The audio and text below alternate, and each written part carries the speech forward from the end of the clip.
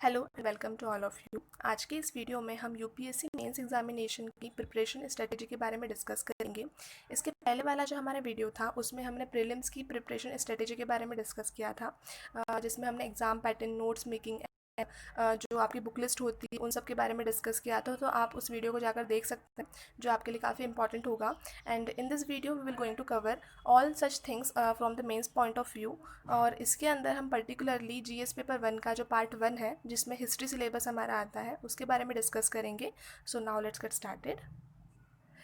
GS paper 1 का जो part 1 है उसकी बात की जाए तो इसमें हिस्ट्री का पोर्शन आता है, और हिस्ट्री के पोर्शन में आप देख सकते हैं कि UPSC mains point of view का सिलेबस काफ़ी ज़्यादा वास्ट है। और इतने वास्ट सिलेबस को कवर कर पाना एक्चुअली अपने आप में बहुत बड़ा टास्क है। तो आज के इस वीडियो में हम देखेंगे कि आपका सिलेबस क्या है, और टॉपिक वाइज चीज़ों को डिस्कस करेंगे कि किस टाइप से आपका टॉपिक वाइज अप्रोच होना चाहिए फॉर बुक लिस्ट और नोट्स मेकिंग। एंड उससे रिलेटेड जो प्रीवियस ईयर क्वेश्चन है उसके बारे में भी डिस्कस करेंगे। अगर हम पहला टॉपिक यहाँ पर ले जनरल स्टडीज़ 1 के पार्ट 1 का, तो इसमें है Indian culture which will cover the salient aspects of art forms, literature and architecture from ancient to modern times. Okay, तो टॉपिक की अगर हम बात करें तो इसमें जो सब टॉपिक्स आ रहे हैं वो है art forms, literature and architecture. ये तीन आपके सब टॉपिक्स हैं। ओके, और ये जो तीनों सब टॉपिक्स हैं ये एंशियंट से लेकर मॉडर्न टाइम्स तक के हैं। ओके, सो इनके लिए आपको जो पर्टिकुलरली बुक रेफ़र करनी है वो आप कौन सी करेंगे, तो यहाँ पर आप दो बुक्स को यहाँ पर लेकर चल सकते हैं। पहला जो है आपका एनसीईआरटी क्लास 11th की, जो an introduction to Indian art नाम से बुक आती है, आप इसे कवर कर सकते हैं, जो काफ़ी अच्छी बुक है जिसमें आपको काफ़ी अच्छा कंटेंट मिल जाता है अगर कल्चर की बात की जाए तो। इसके अलावा एक और आर्ट एंड कल्चर की काफ़ी फेमस बुक है नितिन सिंघानिया, जो यूपीएससी के लिए रिकमेंड की जाती है, एंड इसमें बहुत सारे टॉपिक्स अच्छे से मेंशन्ड है।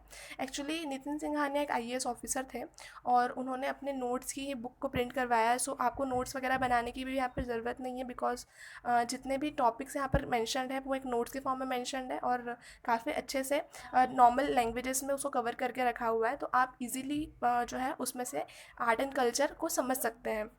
ओके, अगर इस पर्टिकुलर टॉपिक की क्वेश्चन की बात की जाए, प्रीवियस ईयर क्वेश्चन की, तो इसमें आप देख सकते हैं कि जो 2016 है वहाँ पे एक क्वेश्चन आया था इससे related.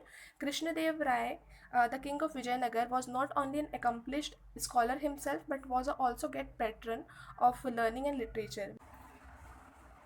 So it is actually a picture taken from Nitin Singhania book, जिसमें आप देख सकते हैं कि काफ़ी कॉम्प्रहेंसिवली इस टॉपिक को डिस्कस किया गया है, एंड काफ़ी सिंपल लैंग्वेज है। इसके साथ साथ आर्ट एंड कल्चर के लिए आपको करंट अफेयर से भी अपडेटेड रहना है, जस्ट बिकॉज करंट से क्वेश्चन यहाँ पर पूछ लिए जाते हैं। तो आपको जो है इस टाइप से आपकी आर्ट एंड कल्चर के ऊपर प्रिपरेशन बना के रखनी है। इसके अलावा अगर टॉपिक 2 की बात की जाए तो ये है आपका modern Indian history from about the middle of 18th century until the present, significant events, personalities and issues. So इसके अंदर आपकी मॉडर्न इंडियन हिस्ट्री की बात की जा रही है from the middle of 18th century, it means 1750 से लेकर अभी तक की, जिसमें आपको significant events, personalities and issues को डिस्कस करना है। इसके लिए आप क्लास 8th की बुक रेफ़र कर सकते हैं एनसीईआरटी की।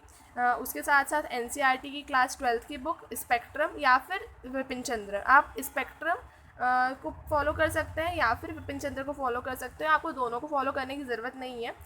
उसमें जो है स्पेक्ट्रम काफ़ी अच्छी बुक है, उसमें आपको काफ़ी अच्छे फैक्ट्स एंड फिगर मिल जाते हैं। इसके अगर क्वेश्चन की हम बात कर रहे हैं तो ये है highlight the differences in the approach of Subhash Chandra Bose and Mahatma Gandhi in the struggle of freedom. तो जब भी आप एनसीईआरटी पढ़ते हैं तो आपको काफ़ी एक अच्छी अप्रोच मिल जाती है आंसर राइटिंग की। तो आप एनसीईआरटी को जो है फॉलो करते रहें, ताकि आप इजीली जो है मेंस के पॉइंट ऑफ व्यू से आंसर राइटिंग को समझ सकें। इसके साथ साथ प्रेजेंट सिनेरियो में अगर हिस्ट्री की बात की जाए तो इसमें भी आपको करंट अफेयर से अपडेटेड रहना है, ताकि आप इजीली इस पर्टिकुलर टॉपिक को टैकल कर पाएँ। उसके बाद है टॉपिक 3, जो है Indian freedom struggle, the various stages and important contribution from different parts of the country. तो इसमें भी आप क्लास 8th, क्लास 12th और स्पेक्ट्रम या फिर विपिन चंद्र की बुक फॉलो करेंगे, जस्ट बिकॉज कि it is also a part of modern Indian history. उसके बाद टॉपिक 4 की बात की जाए तो ये है आपका post independence consolidation and reorganisation within the country.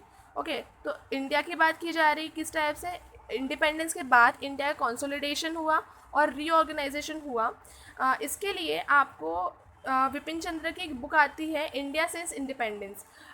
Vipin चंद्र की मॉडर्न हिस्ट्री के लिए बुक अलग है और आपके पोस्ट इंडिपेंडेंस इंडिया के लिए बुक अलग है।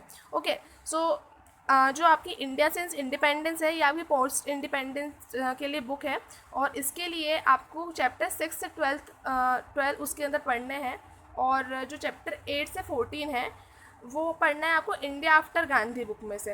ओके, सो जब आप इसे पढ़ेंगे तो आपका ये वाला जो पोर्शन है मेंस एग्जामिनेशन का वो कवर हो जाएगा। तो chapter 6 to 12 from India since independence of Vipin Chandra and chapter 8 to 14 from India after Gandhi. Okay, इसके अलावा टॉपिक 5 की बात की जाए तो इसमें आपकी है world history. History of the world will include the events from 18th century such as industrial revolution, world war, redrawal of national boundaries, colonisation, decolonisation, political philosophers like communism, capitalism, socialism etcetera, their forms and their effect on the society. तो इसके लिए आप जो book refer करेंगे वो सबसे important जब आप आपका बेस बनाते हैं वर्ल्ड हिस्ट्री के लिए तो वो है आपकी क्लास 9th की NCERT बुक। तो जब आप क्लास 9th की NCERT बुक पढ़ेंगे तो आपको उसमें फ्रेंच रिवॉल्यूशन, रशियन रिवॉल्यूशन मिल जाएगा, नाजिज़म मिल जाएगा, तो ये काफ़ी अच्छे से यहाँ पर गिवन है बुक में।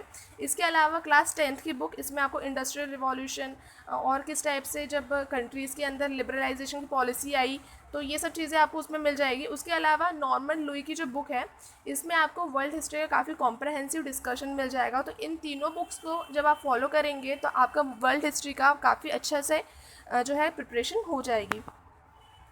उसके बाद का जो टॉपिक है वो है salient features of Indian society, diversity of India. Okay, so इसमें इंडिया की सोसाइटी और डाइवर्सिटी की बात की जा रही है। तो इसमें आपको जो है बस NCERT पढ़नी है क्लास 12th की। ओके, सो इसके अलावा आपको कोई भी बुक रेफ़र करने की ज़रूरत नहीं है, बस आपको क्लास 12th की NCERT पढ़नी है ना। उसके अलावा अगर आप चाहें, अगर आपके पास समय है 2 या 3 साल का तो आप राम आहूजा की बुक पढ़ सकते हैं इंडियन सोसाइटी के लिए, जो पर्टिकुलरली जब आप सोशियोलॉजी ऑप्शनल लेते हैं तभी भी आप पढ़ते हैं। इसके अलावा राम आहूजा की एक और बुक आती है सोशल प्रॉब्लम्स इन इंडिया। तो आप 12th की NCERT पढ़ें, अगर आपके पास ज़्यादा टाइम है तो आप राम आहूजा की ये दोनों बुकों को रेफ़र कर सकते हैं। ओके, इसके बाद का जो टॉपिक है वो है role of women and women's organisation, population and associated issues, poverty and developmental issues, urbanisation, their problems and their remedies. The topic is mainly current affairs based. Keep tab on all important events that take place related to this topic.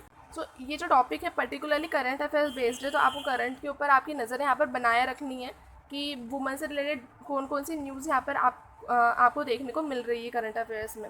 Okay, you should also read about the role of women from ancient to modern times including freedom struggle, art and culture etcetera.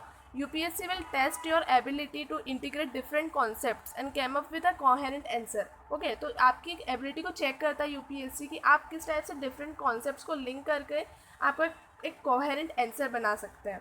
Okay, सो इसके लिए आपको past से लेकर present time तक, okay, मतलब static से लेकर current portion तक आपको लिंक करके यहाँ पर टॉपिक्स को कवर करते हुए चलना है। Okay, so try to interlink different parts of the syllabus and prepare notes accordingly. Okay, तो आप डिफरेंट पार्ट्स को आप पढ़ें और उसके हिसाब से अपने नोट्स बनाएं। So thank you for watching this video. Subsequent parts of UPSC mains preparation will be provided in the upcoming videos. So keep learning, stay updated, and for more such videos subscribe to my channel.